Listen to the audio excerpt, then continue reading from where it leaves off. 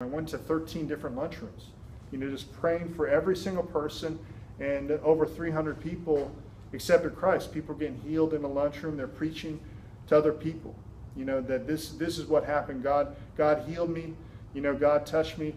So it's about gaining that, and going to. We've been to probably like 12 different prisons. I was over the prison ministry and back in my church, people just with nothing and everything. But it's about reaching out wherever your sphere of influence is. I'm in talks with a school, and they know 2 other schools, and I'm like, hey, we want to come in.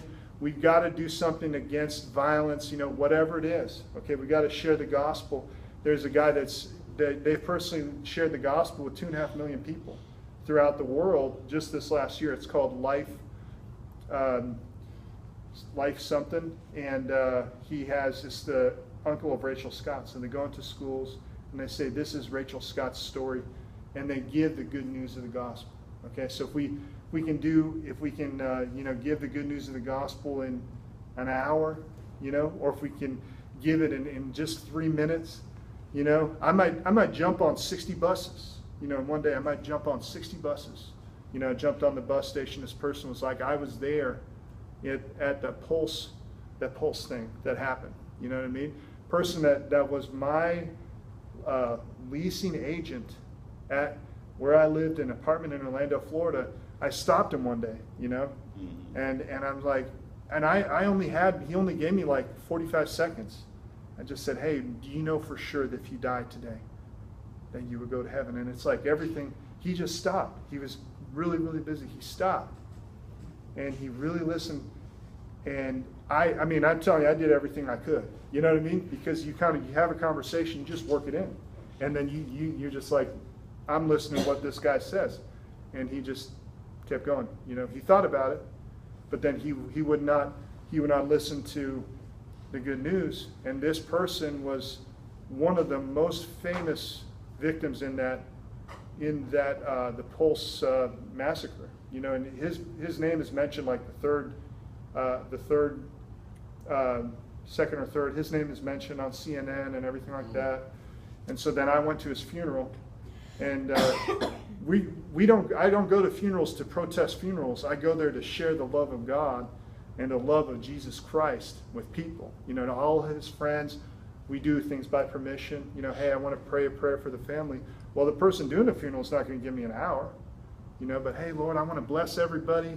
I want to touch their lives. And Lord, if there's anyone here that has never accepted you, I pray they would do so now. Whoever calls on the name of the Lord shall be saved. And just led a bunch of people to Christ. And it was a double funeral that happened. And the mom died, then the daughter died, unrelated causes. So I went to this old Baptist church. It was over 70 years old, a massive wooden steeple, and there was like 190 people there. I'm like, oh my gosh, So it's, but I've had a friend of mine that knew her, knew them, so I was able to lead them all to the Lord. 19 different miracles that had happened right there, And a friend of mine, he's a writer, so he said, hey, I want you to contact this radio station.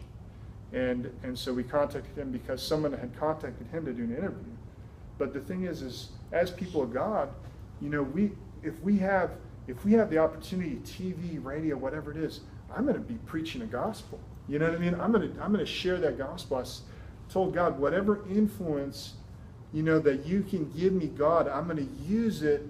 You know what I mean? I mean, some people, they're born again, and you would have to shake them and say, do you know anything about this Jesus? Do you really, you know what I mean? It's like they're Peter. They're going to deny. You know what I mean? And so it's like, so we're in talks with a person that's in this, it's a radio station, it's a secular radio station, to just try to get this person on an interview, and he wrote a book. So there's a lot of different ways that we can go about reaching. However, whoever, a lot of my friend goes to different cities, sets up a tent, just gives out a car, and he does that in several different cities. He's based out of Alabama, just as a way to bring people in, and then people get, they get their friends involved. They get more and more people involved with it, and they run with it. You know what I mean? We might have 10 pastors in a room where we do a soul winning class, and we might send out 100 people, you know, to different places in different areas of the city, or, you know, all there throughout Lockhart. So it's 13,000 people in Lockhart, and it is, so that's about, I'd probably say about, you know, 6,500 doors or something, give or take. So if each of us either A, knocked on 815 doors, or B, mobilized people that we could together knock on, you know, like, hey, I'll take 50, you take 50, you take 50 or something, whatever it is, you know, over the course of 3 months, we can knock on every single door, you know, go into the barber shops, share the gospel in the barber shop, share the gospel everywhere that you go.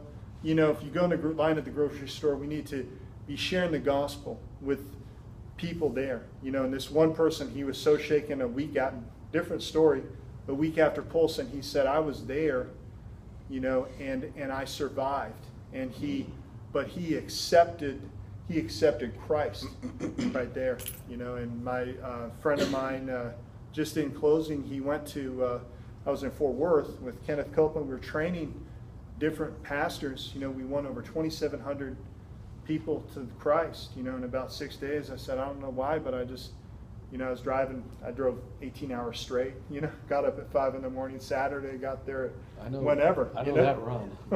I'd never done that before, you know.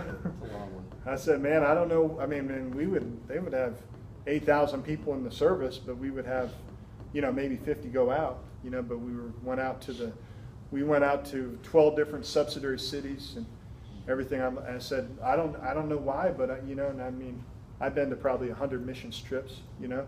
I said I just know God's going to do something awesome here in this, you know, so over 2,700 decisions last year during Copeland's 50th anniversary. And then he texted me 3 months later. He's like, this girl, this picture, you know, this girl, and trust me, they didn't take pictures of anybody. They took maybe 2 pictures of, you know, people leading anybody to Christ. So I'm like, how'd you even get that picture?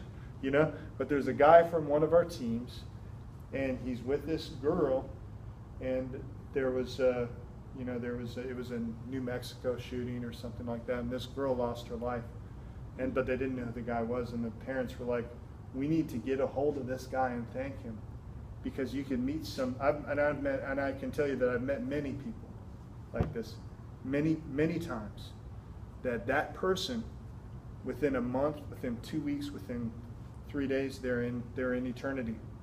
You know, so that could be that person's last chance to accept Christ. So it's just like, we got to go, and, you know, friends and family members, however we can do it. And next time I come, I have